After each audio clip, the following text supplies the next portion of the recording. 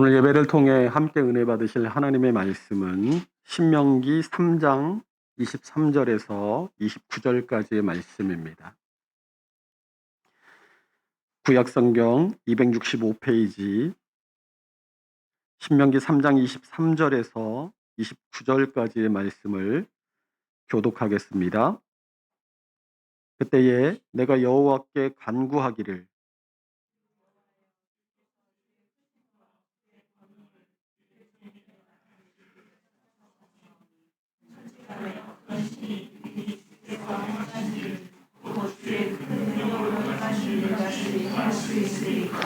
구하옵나니 나를 건너가게 하사 요단 저쪽에 있는 아름다운 땅 아름다운 산과 레바논을 보게 하옵소서 하되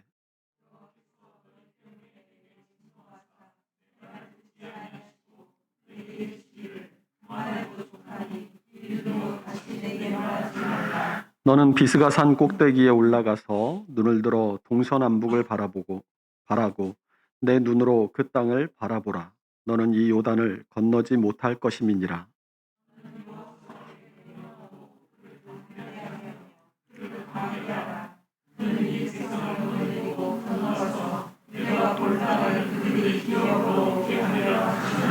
함께 읽습니다. 그때에 우리가 벳부얼 맞은편 골짜기에 거주하였느니라.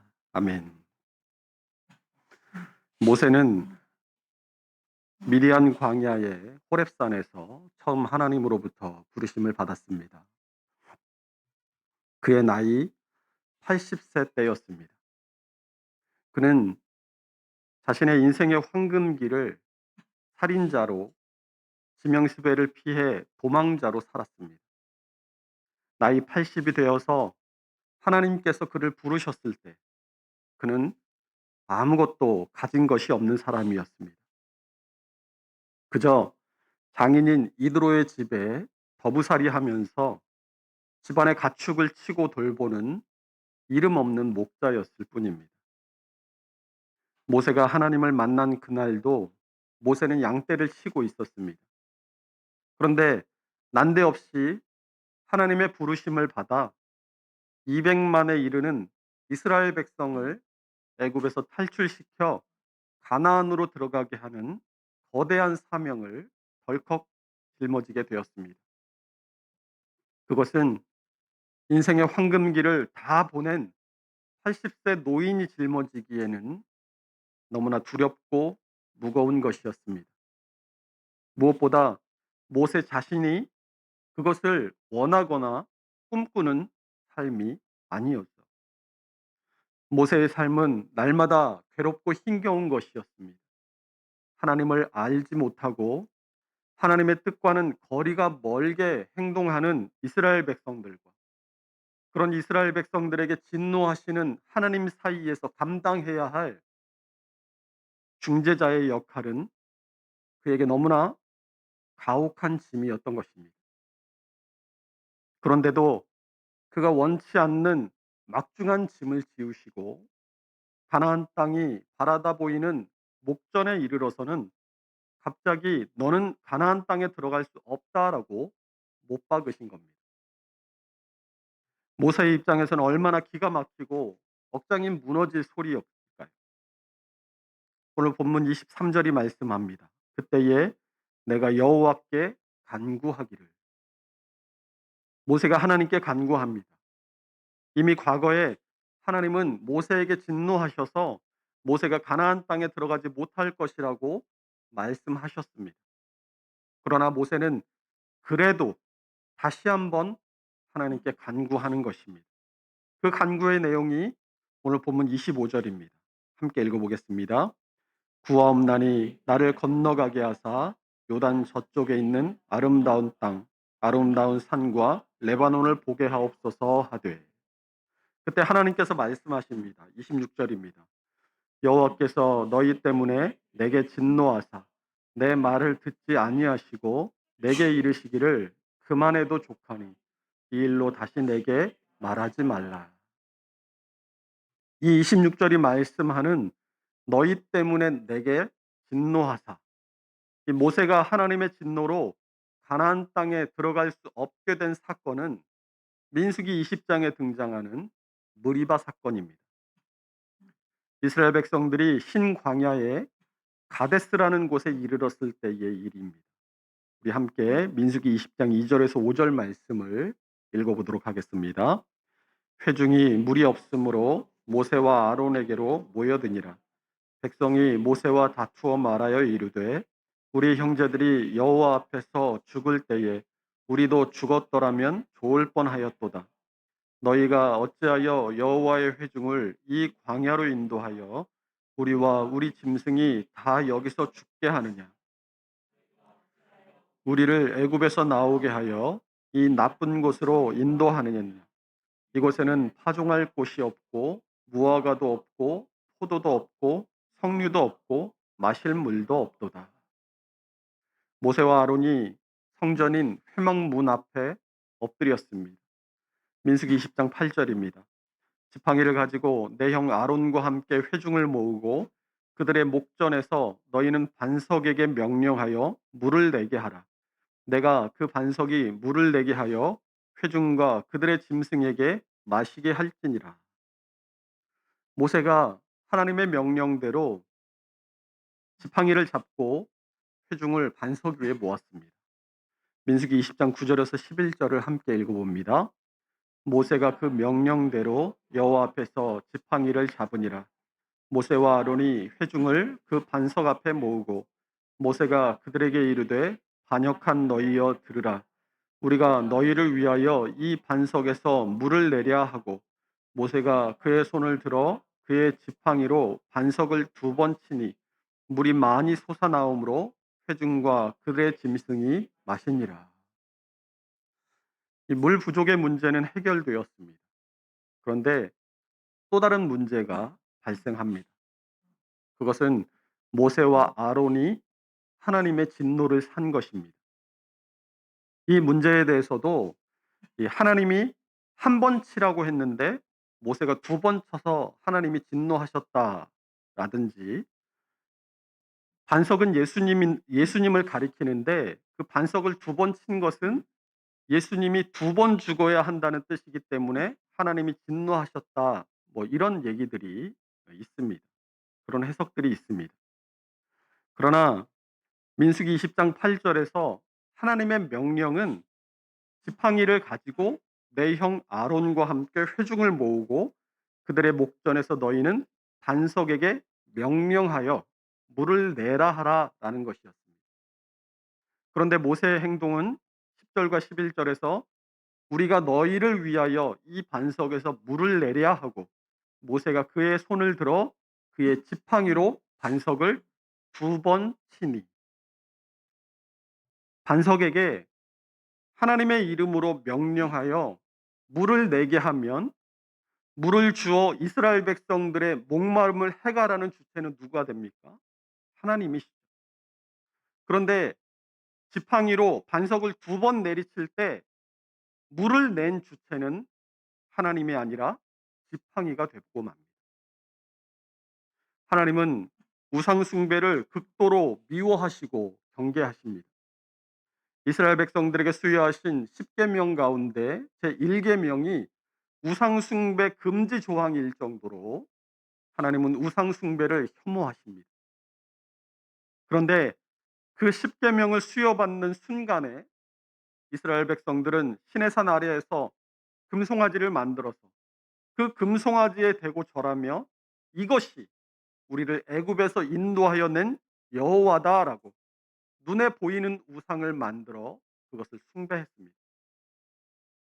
신명기 34장 6절에 보면 그 후에 모세가 장사되었을 때에도 그 모세가 장사된 곳을 아는 사람이 아무도 없었습니다. 그 이유에 대해서 신약의 유다서 9절에 보면 천사장 미가엘이 모세의 시체에 관하여 마귀와 다투어 변론할 때에 감히 비방하는 판결을 내리지 못하고 다만 말하되 주께서 너를 꾸짖으시기를 원하노라 하였거늘 이런 내용이 나옵니다. 성경학자들의 해석은 이렇습니다. 천사장 미가엘이 모세의 시체를 장사할 때 마귀가 그것을 막아서면서 이스라엘 백성들한테 장례를 맡겨서 모세의 묘를 거창하게 만들어 세울 것을 주장했을 것이다라는 해석입니다. 이건 역시 이 모세의 묘를 으리으리하게 만들어서 그것을 우상으로 만들어 이스라엘 백성들로 하여금 하나님을 떠나서 우상을 섬기게 하려는 마귀의 계략이 들어있다라는 해석인 것이죠. 또 사사기 8 장에는 기드온의 이야기가 나옵니다. 미디안의 압제에서 이스라엘을 구원한 기드온에게 "이스라엘 사람들은 왕이 되어 주십시오."라고 간청을 합니다. 그러나 이 기드온은 그것을 거절하죠. 사사기 8장 22 절에서 23절 함께 읽어 봅니다. 그때에 이스라엘 사람들이 기드온에게 이르되 당신이 우리를 미디안의 손에서 구원하였으니 당신과 당신의 아들과 당신의 손자가 우리를 다스리소서 하는지라.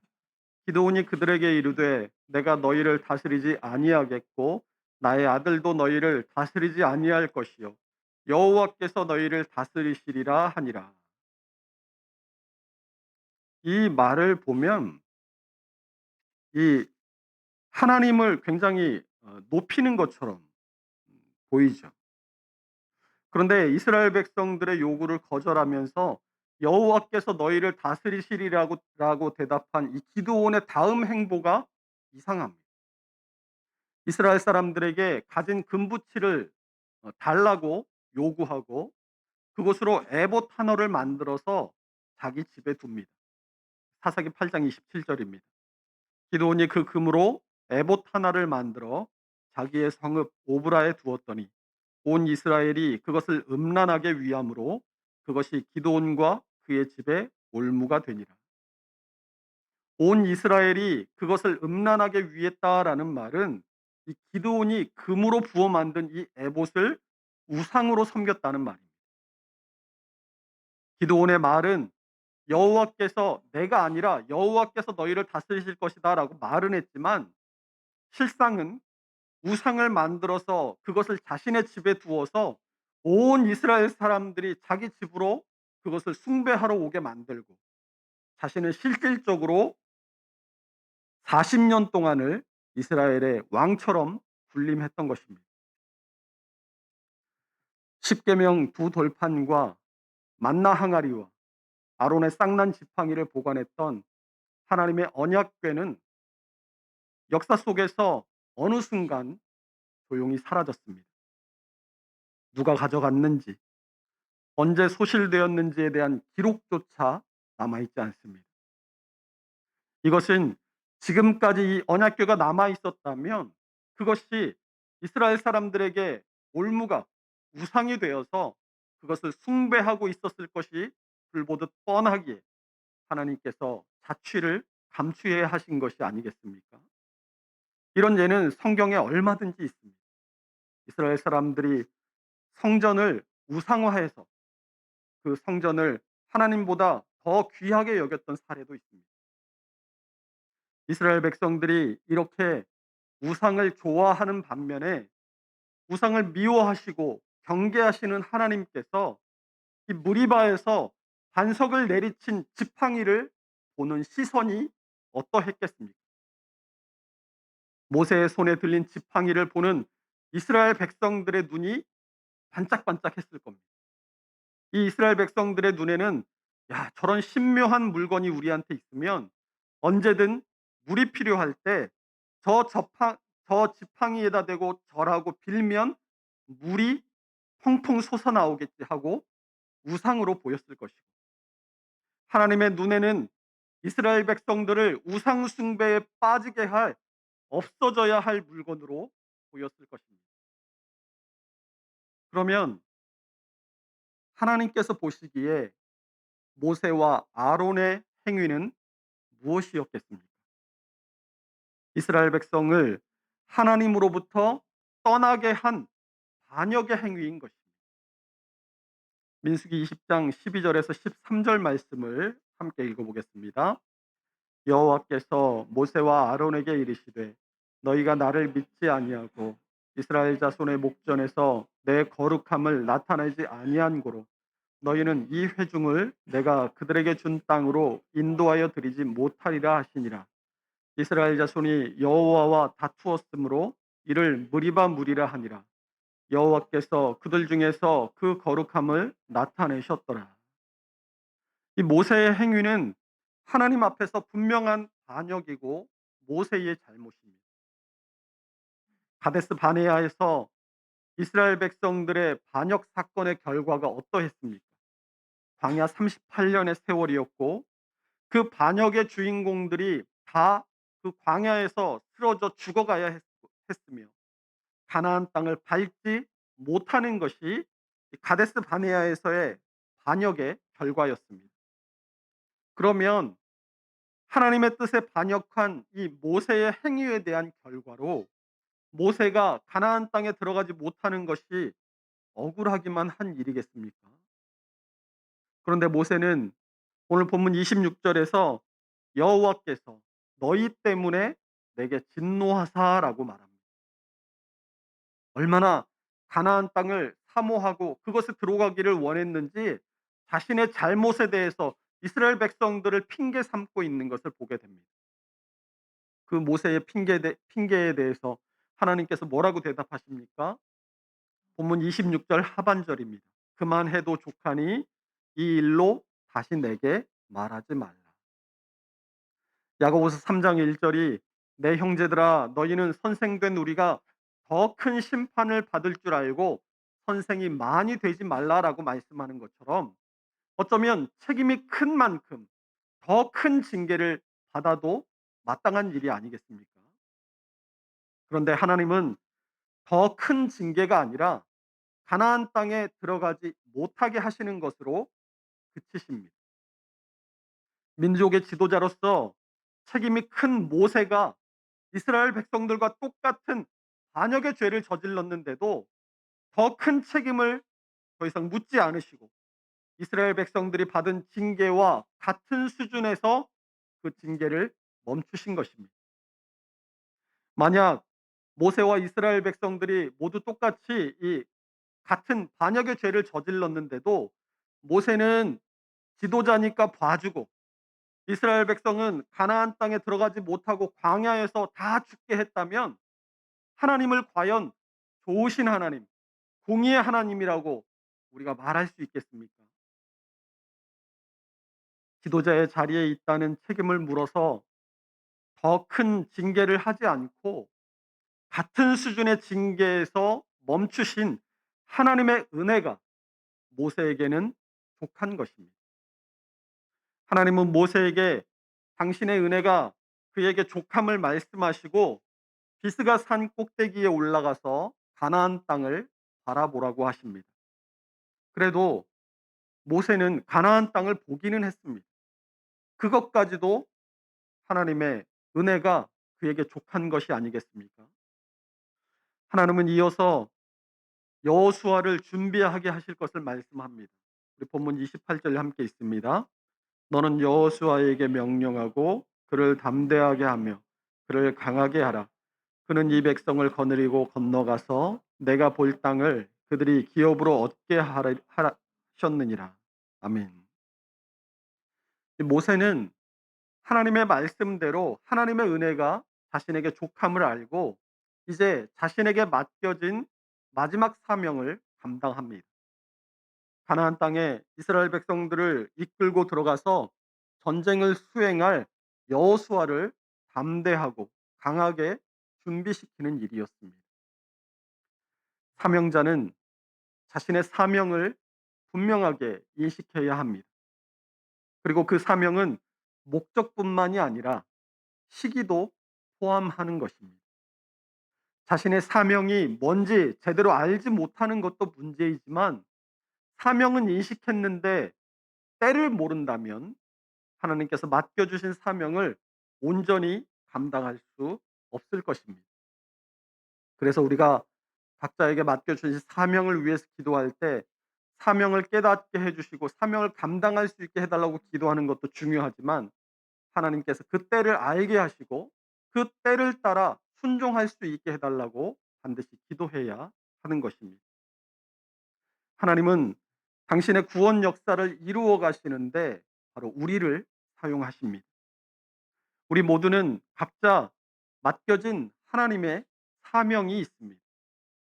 하나님께서 우리를 택하시고 부르셔서 하나님의 자녀가 되게 한 것은 사명이 있기 때문입니다.